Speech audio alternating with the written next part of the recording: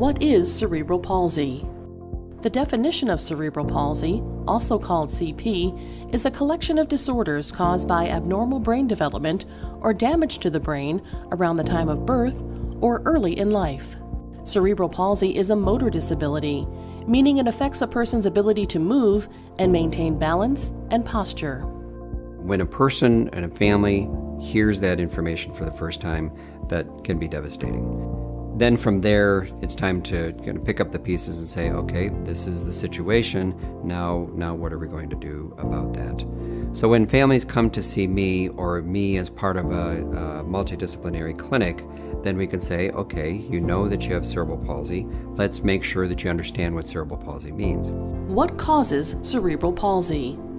Some causes of cerebral palsy include bleeding in the brain, infections of the brain, including meningitis or encephalitis, seizures at birth or in the first month, certain genetic conditions.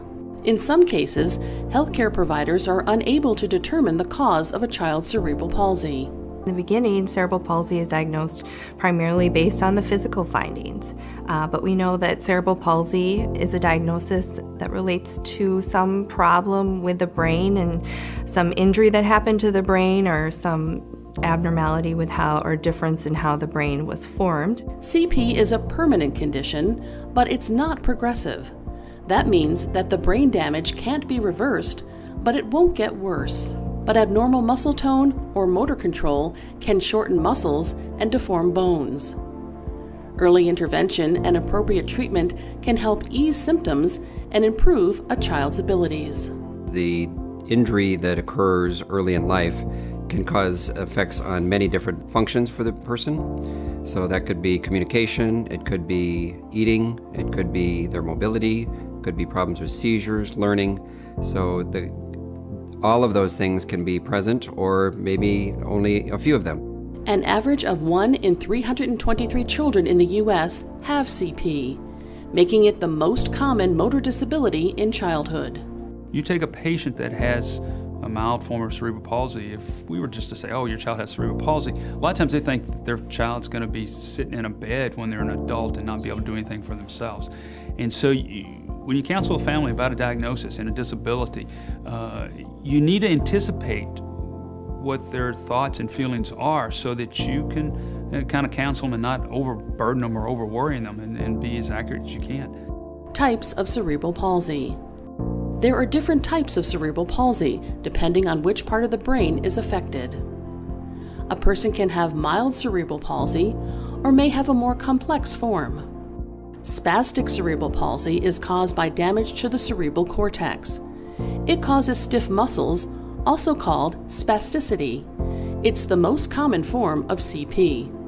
Spasticity or tone in the context of cerebral palsy takes the form of tightness in the muscles that can interfere with functions such as walking, can cause pain, and can eventually cause orthopedic deformities. Spastic cerebral palsy can affect different parts of the body. When it affects the legs more than the arms, it's called diplegic cerebral palsy. Spastic cerebral palsy that affects only one side of the body is called hemiplegic cerebral palsy. In most children, the arm is more affected than the leg. Spastic cerebral palsy that affects the entire body is called quadriplegic cerebral palsy. When we treat children with cerebral palsy, we try to analyze, what the issues are. And so with cerebral palsy, spasticity is one big issue, weakness is another big issue. Another form of CP is called dyskinetic cerebral palsy. Dyskinetic cerebral palsy is caused by damage to the basal ganglia, which causes uncontrollable movements. Damage to the cerebellum causes a form of CP called ataxic cerebral palsy. Ataxic cerebral palsy causes poor balance and problems with coordination. Mixed cerebral palsy is a combination of two or more types. It's associated with damage to multiple areas of the brain. One of my jobs as a neurologist and taking care of children with cerebral palsy is doing my best to understand why a child has cerebral palsy. I can help the family understand what is going on with their child now and what things to look for in the future.